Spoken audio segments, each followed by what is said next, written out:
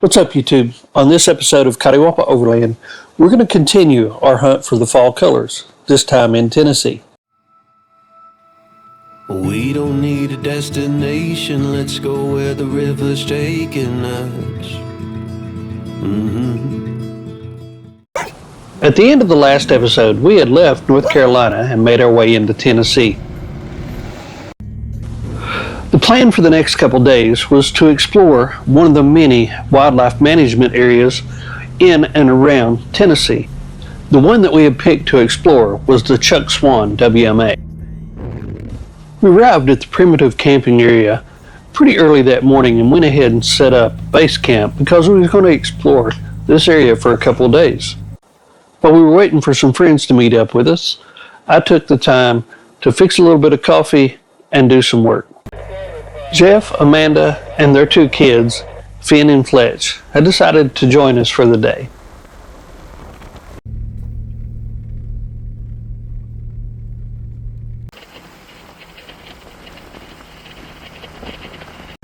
It was only about a mile from the primitive camping area till we found dirt, and just after that we found our first treasure. This fire tower was built around 1935 by the CCC as part of the TVA's efforts to improve fire and forest management in the area.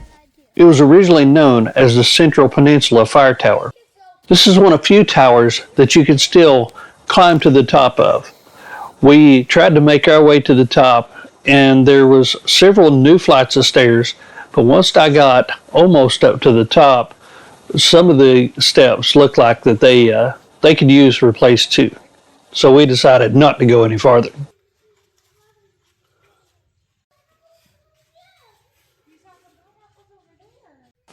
There aren't many of these old towers left across the United States, but we always stop to try to check out every one that we see.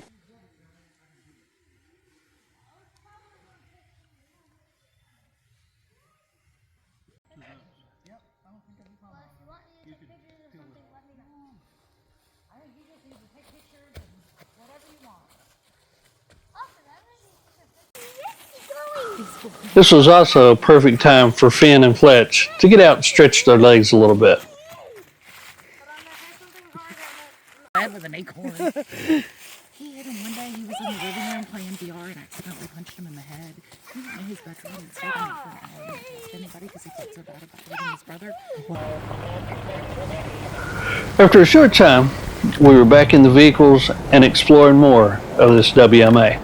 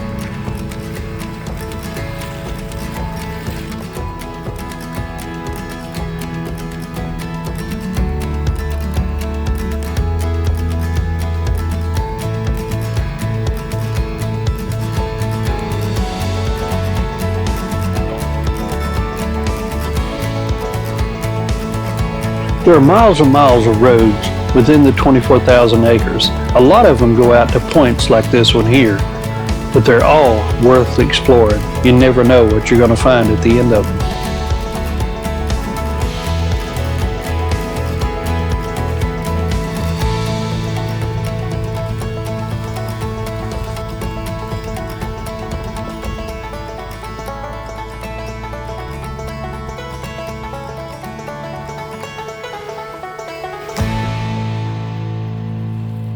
What we found was a beautiful peninsula right here on the lake.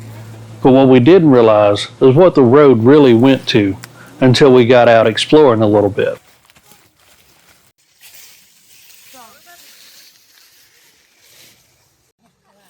Yeah. We'd stumbled onto a very, very old cemetery. Yeah. It was completely grown up, not kept at all. There was a few markers. There was a lot of really big depressions in the ground.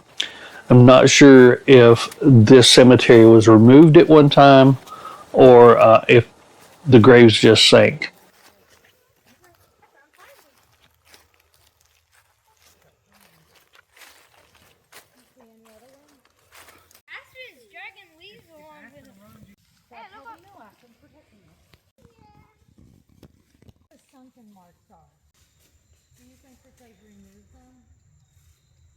From there, we were back in the Jeeps to see what other treasures we could find within this area.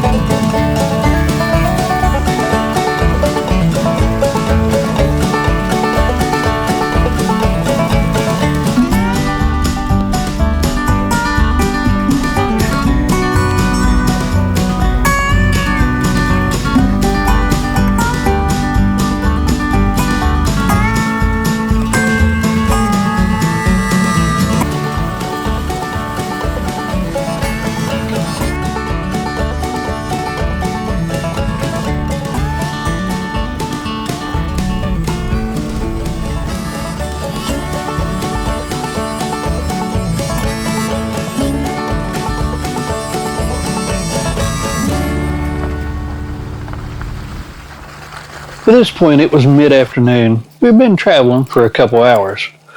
Kids and adults alike were ready to get out and stretch their legs, and this was the perfect place to do it.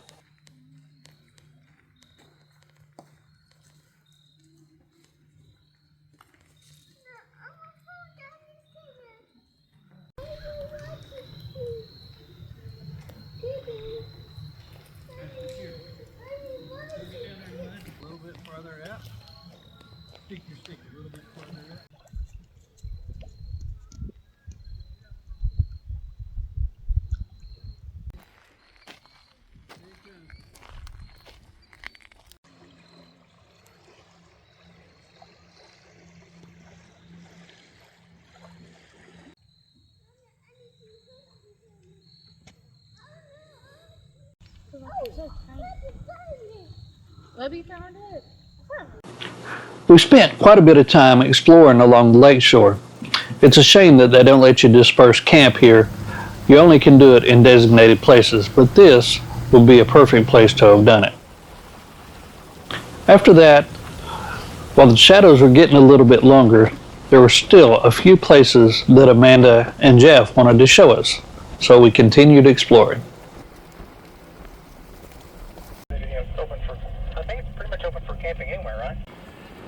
The next place that they wanted to show us would have been an even better campsite than the one previous.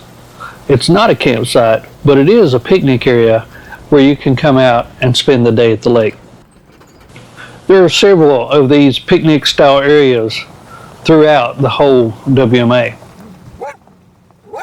In addition to the beautiful fall colors, we were also looking for some wildlife. We finally found some, and Aspen was sure to let us know he had found it too.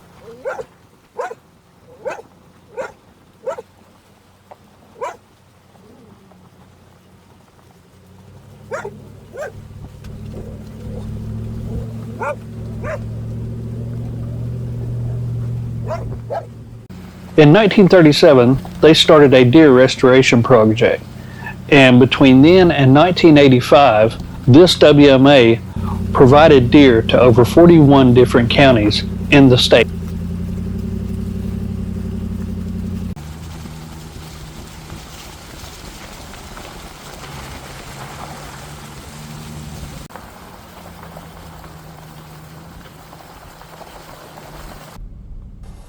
As late afternoon approached, all of the kids were getting pretty tired, including Aspen, so we decided to make our way on back to camp.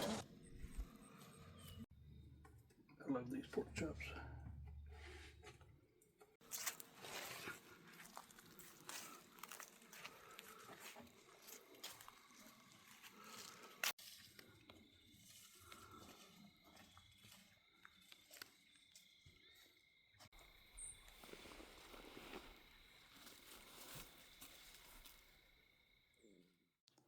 Sorry for the interruption, folks.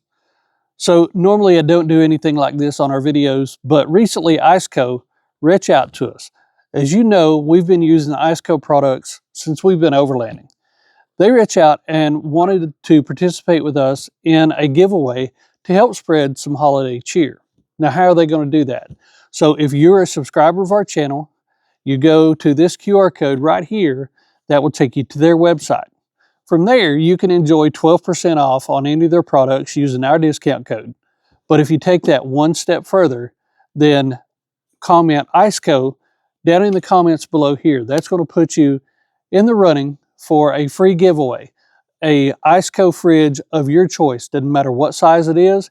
You can pick out anything you want. And we're going to do that giveaway on Friday the 28th. So be sure, do those 3 things, and hopefully we'll get you a fridge.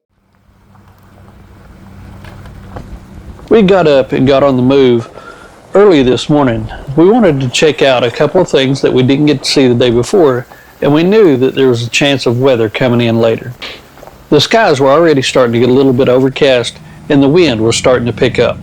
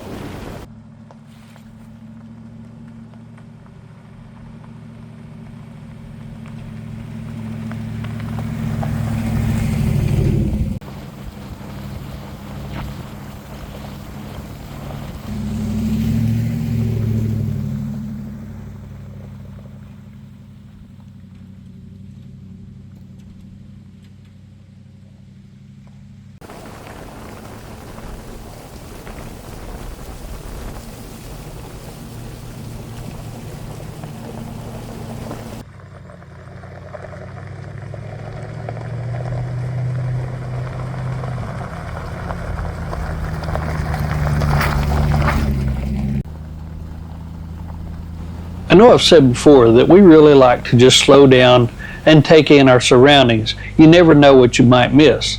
One of those things is this is a good example. A perfectly clear stream that I thought was just really pretty. When we backed up to look at it again, we realized that it was a spring.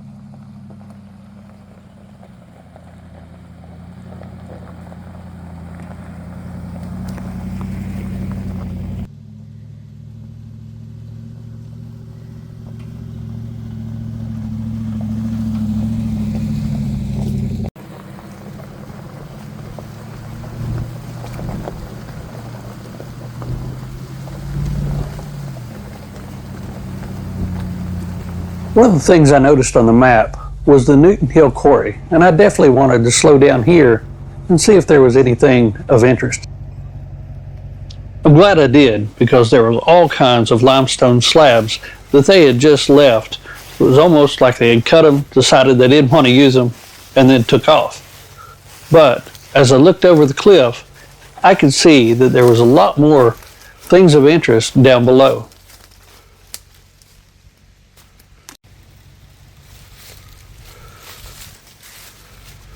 We decided to hop out, stretch our legs, go for a little bit of a hike, and see if we could find any more of the old quarry.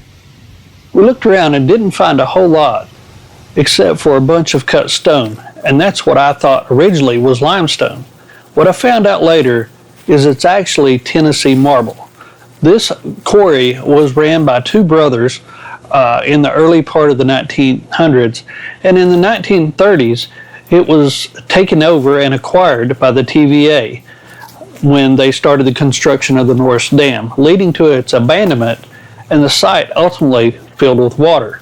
So if you ever go by this site, these big slabs of stone are actually raw marble.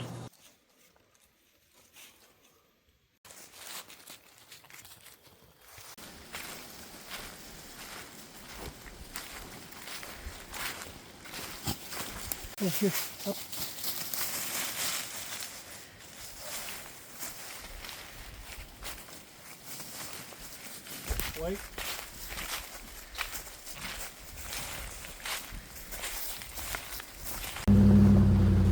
We left that quarry area not really knowing what we had found, but it definitely gave me an idea of the kind of things that I wanted to research for the video.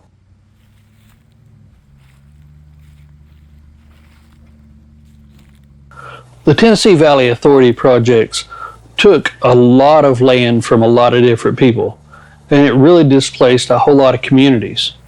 We really didn't have any idea just how big that was until we started researching these areas.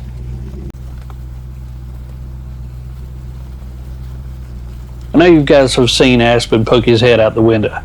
These trails right here are his favorite, and this is why. When we get on tight trails like this, sometimes we end up with the forest inside the truck.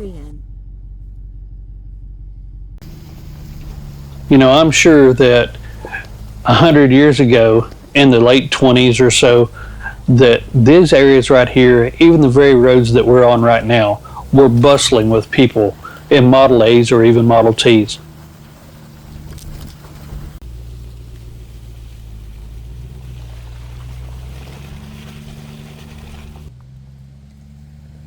They probably had no idea that within the next 10 years that their homes, their land, maybe their businesses will be totally displaced.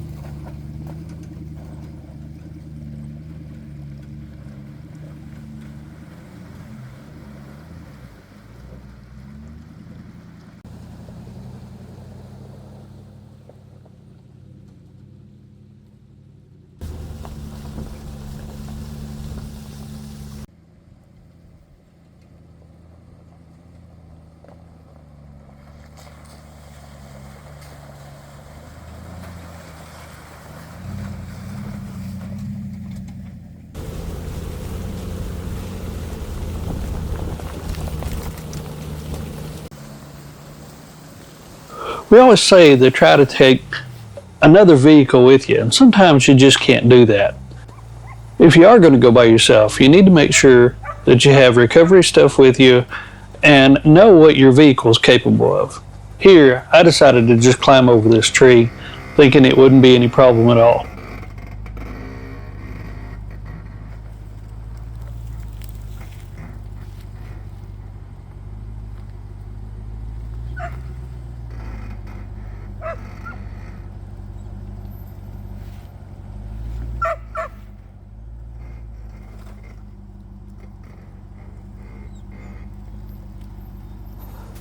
Everything was going great till about right here. I thought my diff would just slide right over the tree, but the tree had different thoughts.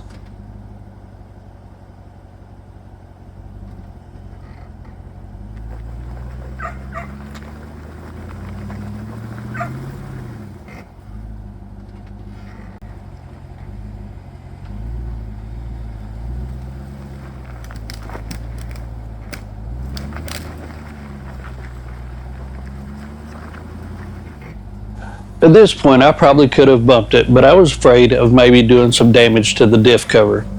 The easy option was just to stack some blocks up and be able to roll right over it. Had I had a skid plate on the differential, then I probably could have just hit it a little bit harder and bounced right over it. But being by ourselves, we decided to play it safe.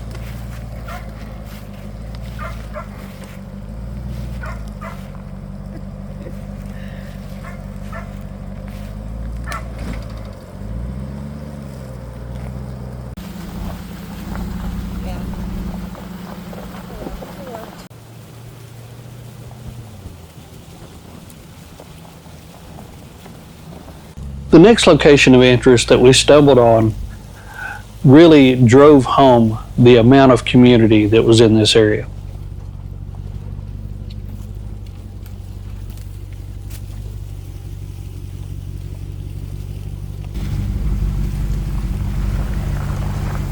This was one of the oldest and largest cemeteries that we found anywhere in the Appalachian Mountains. This cemetery was on both sides of the road, covering acres of property.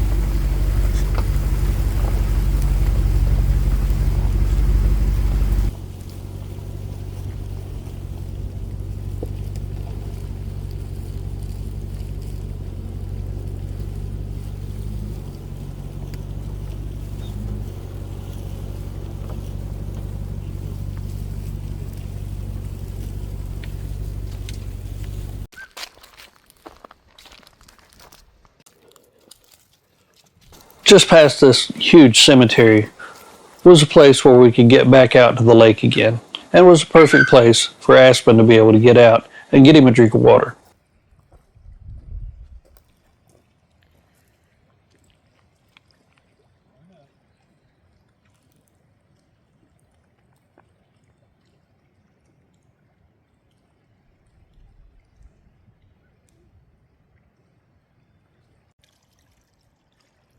Good boy. After the stop by the lake, we decided to stop at the cemetery, take a look around, and pay our respects.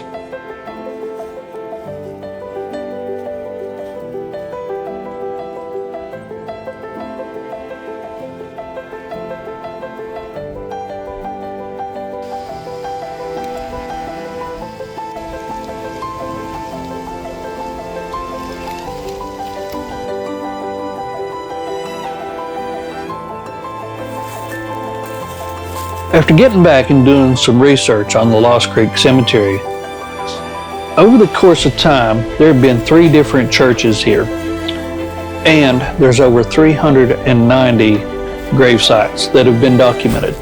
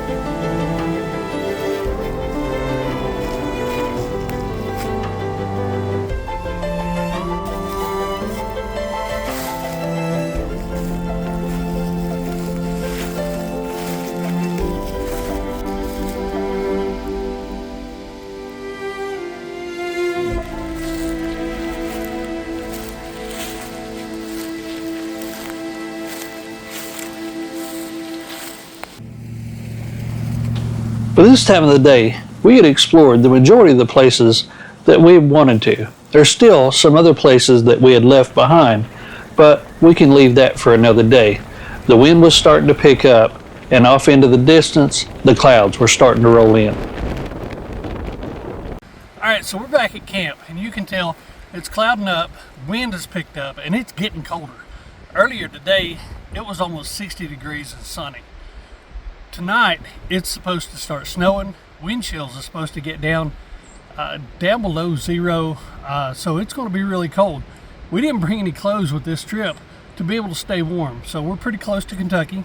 We're going to run back home, regroup, repack, and on the next episode, you'll be seeing us in Kentucky. So until next time, see you.